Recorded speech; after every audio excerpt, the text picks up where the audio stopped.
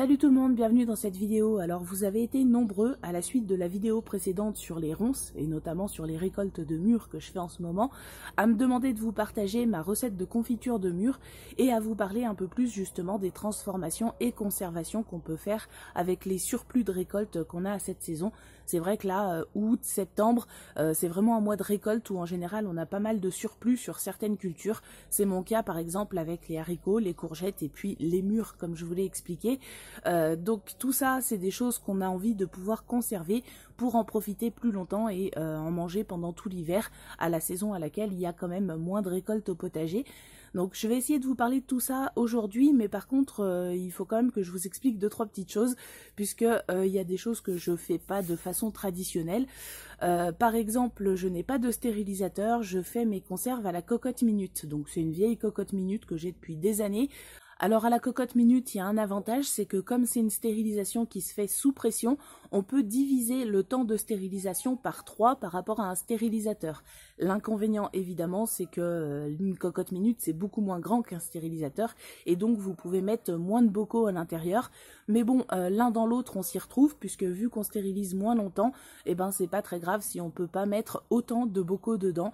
En tout cas dans mon cas, comme je fais beaucoup de stérilisation au fur et à mesure, c'est-à-dire que dès que je vois que je vais avoir un peu trop de récolte, et ben je transforme tout de suite et je stérilise tout de suite. Du coup pour moi c'est pas un problème que la cocotte minute puisse contenir moins de bocaux qu'un stérilisateur. Donc là après c'est une question de choix. Alors du coup je vais pas pouvoir trop vous parler de la stérilisation au stérilisateur puisque c'est pas quelque chose que j'utilise. À la cocotte minute le processus est plutôt simple. Vous préparez vos bocaux comme je vais vous l'expliquer après, et en fait de la même façon que si vous alliez stériliser au stérilisateur.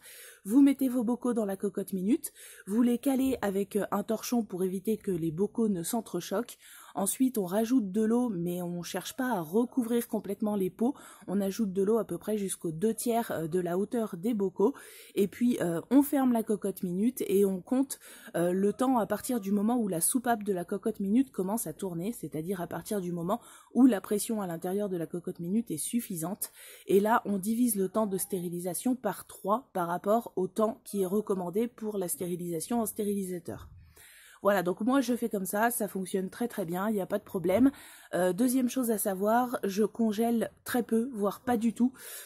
Pourquoi? Parce que en fait déjà j'ai pas confiance. Chez nous, dès qu'il y a de l'orage, de la neige, des intempéries, etc., c'est pas rare d'avoir des coupures d'électricité et parfois ces coupures d'électricité peuvent durer assez longtemps. On a encore eu le cas la semaine dernière à la suite d'un orage, il y a eu une coupure d'électricité et cette coupure d'électricité elle a duré 20 heures. Donc 20 heures sans électricité, tout ce que vous avez dans votre congélateur c'est foutu, ça a commencé à décongeler, sachant que les coupures d'électricité chez moi ne sont pas rares. Voilà, j'ai pas envie de tout miser sur le congélateur. D'autre part, le congélateur, j'essaye de m'en passer de plus en plus, puisque comme mon vieux congélateur rendre à l'âme, j'ai pas prévu d'en racheter un autre. Le congélateur c'est très énergivore, on sait tous qu'il faut commencer à faire un petit peu attention à notre consommation d'énergie, et honnêtement pour moi voilà, j'en ai pas tant l'utilité que ça du congélateur, et j'ai pas envie de faire reposer toute mon alimentation sur quelque chose qui peut être fichu si jamais il y a une coupure d'électricité qui dure un peu trop longtemps. Alors vous allez me dire, vous pouvez toujours utiliser un groupe électrogène. Oui, mais j'en ai pas de groupe électrogène et j'ai pas prévu d'en acheter un. Un groupe électrogène ça fonctionne au pétrole, donc à l'essence, enfin au carburant, et j'ai pas envie de reposer non plus la conservation de mes récoltes sur ça. Donc voilà, je préfère faire de la stérilisation. Une fois que les bocaux sont faits, ça se conserve très bien et puis voilà. Bon. Enfin bref, on va pas rentrer dans ces détails-là indéfiniment, chacun ses idées là-dessus. Mon idée à moi, c'est ça, et après chacun fait comme il veut, mais du coup, je vais pas pouvoir vous parler de la congélation des légumes, puisque c'est pas du tout la méthode de conservation que j'ai choisie. Après, chacun fait comme il veut, il n'y a pas de souci, mais si vous voulez des infos sur la congélation, c'est pas ici que vous les trouverez. Alors il y a 3 modes de conservation que j'utilise le plus, on va dire. Je vais pas vous parler aujourd'hui de la conservation des transformations type sauce tomate ou viande en sauce, etc. Ça m'arrive de le faire, mais bon, cette année, les sauces tomates, il n'y en aura pas, donc la question ne se pose pas pour moi. Et puis les viandes en sauce, etc., on aura probablement l'occasion d'en reparler, puisque vous savez qu'on développe de plus en plus l'élevage, donc c'est des choses dont on aura l'occasion de reparler, donc je vais pas vous en parler aujourd'hui. fruits. Aujourd'hui, je vais vous parler des légumes au naturel, c'est-à-dire vous prenez vos légumes et vous les conservez tels quels pour les réutiliser ensuite dans le courant de l'hiver ou dans le courant de la saison. Ça va être la lactofermentation que j'utilise pour certains aliments bien spécifiques. Et la troisième chose dont on va parler, c'est les confitures. Donc les confitures, c'est ce que vous avez été nombreux à me demander à la suite de la vidéo précédente sur la ronce. Alors je pensais pas que c'était intéressant de faire une vidéo sur la réalisation des confitures parce que je pensais qu'à peu près tout le monde savait faire les confitures. C'est vrai que c'est pas très compliqué et même si vous n'avez pas de verger et que vous n'avez pas de grosses récoltes de fruits, vous pouvez quand même faire vos confitures. C'est ce que j'ai fait pendant très longtemps puisque quand on va un petit peu sur les marchés, en fin de marché, vous avez très souvent les vendeurs qui cèdent à très très bas prix les cajots de fruits qui sont un petit peu abîmés, alors trop abîmés pour être mangés comme ça en frais, mais par contre c'est pas du tout un problème pour réaliser des confitures, et moi c'est ce que j'ai fait pendant très longtemps, voilà, d'acheter des cajots de fruits un peu abîmés dans le courant de la saison sur le marché pour faire des confitures. Alors sinon au niveau de ma propre production de fruits, c'est essentiellement des petits fruits, donc mûres, framboises, cassis, groseilles, fraises, quoique cette année les fraises c'était pas foufou. C'est essentiellement les petits fruits puisque mes arbres fruitiers sont encore jeunes et ils ne produisent pas suffisamment pour que j'ai besoin de faire de la conservation ou de la transformation pour conserver un surplus de fruits puisque je n'ai pas encore de surplus de fruits. Mais de toute façon, la technique pour réaliser les confitures, c'est toujours la même que j'utilise. Alors en général, on considère qu'il faut mettre le même poids en sucre que ce que vous avez en poids de fruits. Personnellement, je trouve que quand on fait comme ça, c'est un petit peu trop sucré, donc j'ai tendance à baisser un petit peu la quantité de sucre et à mettre plutôt environ 800 grammes de sucre pour 1 kg de fruits. Environ, parce que c'est pas au truc près. On peut descendre jusqu'à 50% de sucre pour 1 kg de fruits, mais sachez quand même que c'est le sucre qui permet la conservation des fruits, et donc plus vous descendez la quantité de sucre par rapport à la quantité de fruits, et moins vos confitures se conserveront, voire même vous serez obligé de les conserver au réfrigérateur, et ça pour moi c'est pas possible, puisque comme je vous l'ai dit dans la vidéo précédente, rien que les mûres en ce moment on en récolte entre 500 grammes et 1 kg tous les 3-4 jours, donc si je devais stocker ces confitures au frigo, il serait déjà rempli mon frigo. En fait, j'ai pas un frigo assez grand pour ça, et en plus si c'est pour les conserver au frigo, je vois pas tellement intérêt de faire de la conservation. Donc voilà, je mets environ 800 grammes de sucre pour 1 kg de fruits en termes de proportion. Alors quel sucre j'utilise? Il existe des sucres gélifiants ou du sucre tout à fait normal sans aucun additif, et personnellement c'est celui-ci que j'utilise parce que je pars du principe que moins il y a d'additifs dans ce qu'on achète, mieux c'est. Donc voilà, je prends du sucre blanc tout simple, tout bête, mais là encore c'est à vous de voir.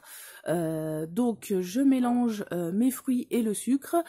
Si j'ai un peu de temps, je mélange ça bien comme il faut avec une cuillère en bois et je laisse macérer quelques heures les fruits dans le sucre. Mais si vous n'avez pas le temps de laisser macérer comme ça, vous pouvez tout à fait aussi réaliser vos confitures tout de suite, ça ne sera pas forcément un problème. Ensuite, je fais tout simplement chauffer mon mélange de fruits et de sucre jusqu'à ébullition, et une fois que ça bout, je compte 10 à 15 minutes selon les fruits, sans arrêter de mélanger, donc je fais cuire pendant 10-15 minutes sans arrêter de mélanger, et ensuite je fais le fameux test de l'assiette, c'est-à-dire que au début de la cuisson de votre confiture, vous mettez une assiette au frigo pour la refroidir, et quand vous voulez voir si votre confiture est prête, vous sortez l'assiette du frigo, vous faites tomber une petite goutte de confiture sur le bord de l'assiette, et vous penchez l'assiette. Si vous voyez que la goutte ne coule pas, qu'elle fige, c'est que votre confiture est prête. Si jamais ça coule, ça dégouline et que c'est encore très liquide, ça veut dire qu'il faut faire cuire encore un petit peu, et vous renouvelez ce test de l'assiette jusqu'à ce que vous ayez obtenu la consistance voulue.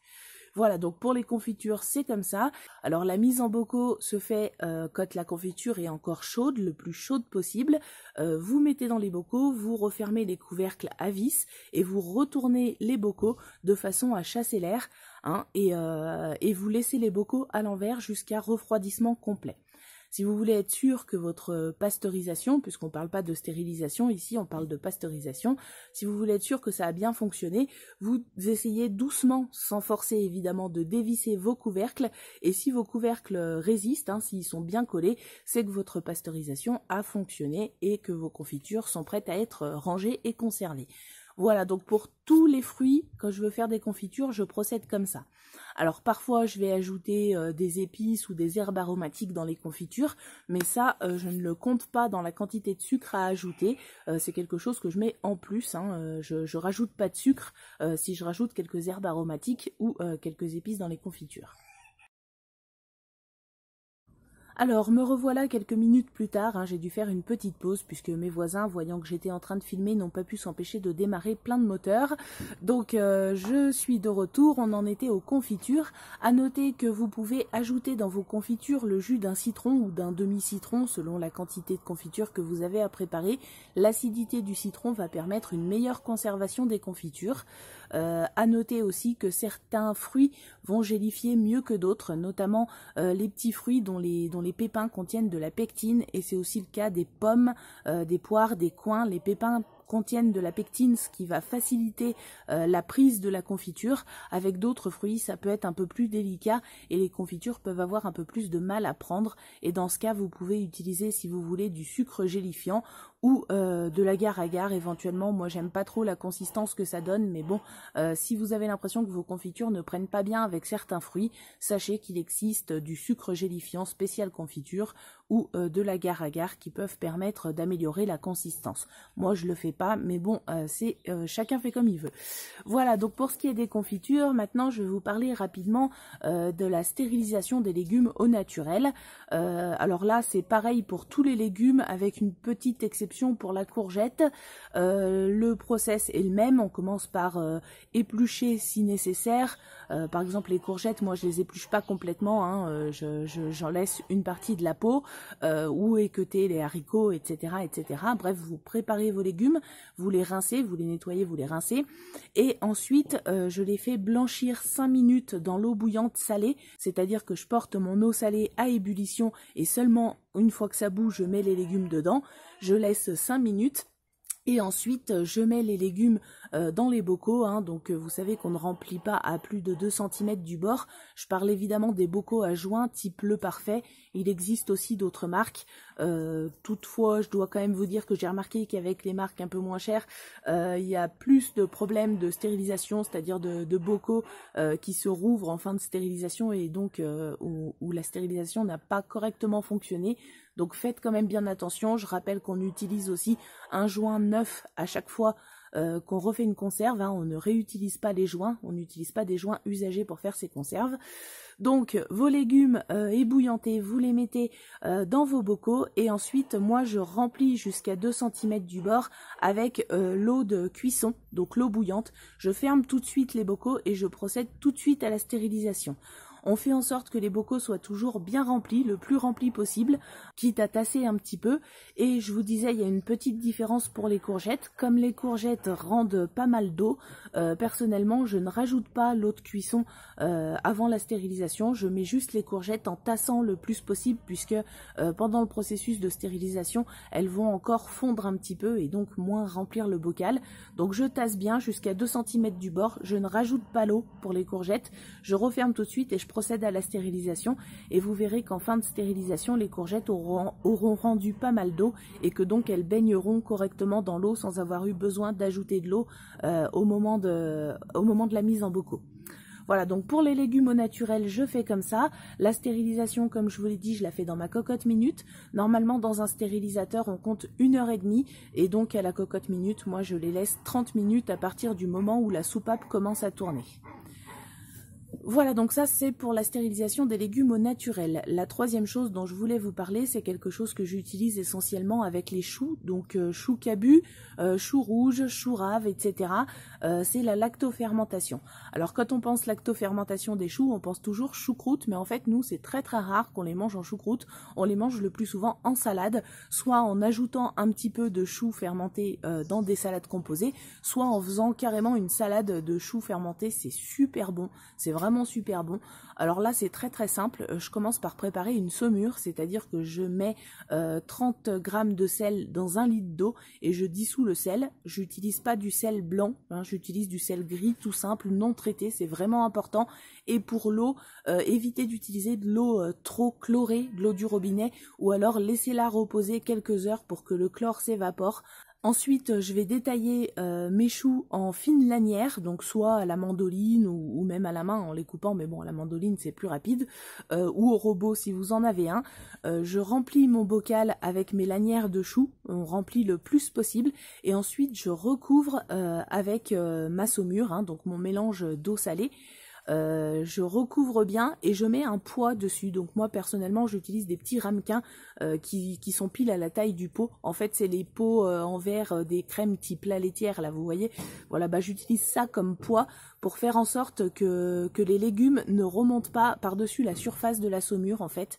Voilà, et ensuite je ferme le bocal mais sans le fermer complètement. C'est-à-dire que j'accroche la petite mécanique mais sans la serrer jusqu'au bout parce que pendant le processus de lactofermentation, au cours des 2 premières semaines, il va y avoir un débordement. Donc les pots, il faut les poser sur une assiette, une soucoupe ou quelque chose qui puisse récolter l'excédent d'eau, hein, ça va déborder, c'est complètement normal. Vous allez avoir des bulles, ça c'est le signe que la fermentation a commencé, ça va déborder et au bout de 15 jours environ, on peut considérer que la lactofermentation est terminée. Alors généralement, vous verrez que ça sera collé tout seul, même si les bocaux ne sont pas fermés, mais de toute façon, que ce soit le cas ou non, vous refermez à ce moment-là vos bocaux et puis vous pouvez les conserver vraiment longtemps, hein, puisque moi j'en ai qui ont 1 an et ils ont toujours pas bougé et c'est vraiment très très bon en salade ça. Donc si vous voulez en savoir plus sur la lactofermentation, dites-le moi en commentaire, on fera une vidéo complète, mais enfin il n'y a pas grand chose à dire de plus, hein, c'est l'acidité en fait de la lactofermentation qui permet la conservation. Alors bien sûr ça change un petit peu le goût des aliments, il faut aimer, mais honnêtement le chou lactofermenté en salade c'est délicieux. Enfin nous ici tout le monde adore ça, enfin tout le monde adore ça, non pas mon fils, mais lui il aime pas le chou, donc là c'est encore un autre problème. Sinon qu'est-ce que j'ai fait aussi en lactofermentation? Une année j'avais fait du caviar d'aubergine lactofermenté, c'est-à-dire que j'avais fait lactofermenter mes aubergines avec le processus que je viens de vous expliquer, hein, donc je mets les aubergines dans un bocal, je remplis avec ma saumure et je laisse pendant 15 jours à 3 semaines, et ensuite j'avais donc récupéré mes aubergines, retiré l'excédent d'eau, hein, donc passer dans une passoire, etc. et mixer les aubergines avec de l'huile d'olive. Et après ça se conserve au frigo pendant pas mal de temps, hein, pendant plusieurs semaines. Et alors ça, vous tartinez ça sur du pain à l'apéritif, c'est vraiment délicieux. Donc ça aussi, éventuellement, je sais pas si j'ai assez d'aubergines parce qu'on a tendance à pas mal les manger au fur et à mesure pour une fois qu'on en a. Mais éventuellement, si vous voulez une vidéo un peu plus précise sur le caviar d'aubergine lactofermenté, c'est vraiment super bon. Puis ça a tendance à être addictif, hein. Vous en prenez une tartine, vous en reprenez, c'est délicieux, délicieux. Voilà, donc cette vidéo, c'était clairement pas un tuto étape par étape, hein. Je vous donne juste les infos comme ça. Donc si vous avez davantage de questions au sujet de l'une ou l'autre de ces méthodes de conservation, eh ben n'hésitez pas à me les poser en commentaire et peut-être que je ferai une vidéo complémentaire où je répondrai à toutes vos questions sur ces modes de conservation. C'est vraiment les 3 modes de conservation que j'utilise le plus. Après il y a aussi effectivement les sauces tomates, mais cette année je vais pas en faire. Mais bon, si vous voulez que je vous explique comment je fais et que je vous donne ma recette, je peux le faire aussi, hein. Il y a rien de très compliqué en fait. Je procède à peu près toujours de la même façon que pour les légumes au naturel, et après c'est vraiment le temps de stérilisation qui va changer en fonction de ce que je stérilise. C'est-à-dire que pour les légumes, en principe, on compte 1h30 au stérilisateur, donc moi 30 minutes à la cocotte minute. Pour les viandes, ça va être beaucoup plus long. Pour certains plats préparés, la durée va peut-être encore être différente. Enfin bref, c'est vraiment la durée de stérilisation qui change, mais sinon le process est plus ou moins toujours exactement le même. Et moi je trouve que c'est quand même intéressant. Au début, je voulais pas trop faire de bocaux, au début que je faisais le potager, et en fait je me rends compte que c'est vraiment intéressant parce que ça permet de pas mal conserver son surplus de récolte pour le réutiliser après pendant l'hiver, et on s'affranchit du coup de la conservation au frigo ou au congélateur. Donc moi c'est vraiment toutes ces méthodes là qui demandent le moins d'énergie possible que je favorise. Voilà. En tout cas, j'espère que cette petite vidéo vous a plu, j'espère qu'elle répond aux questions que vous vous posiez sur la conservation, transformation du surplus de récolte du potager. Je vous souhaite à tous un excellent week-end et je vous dis à lundi pour une prochaine vidéo, très probablement avec Chris.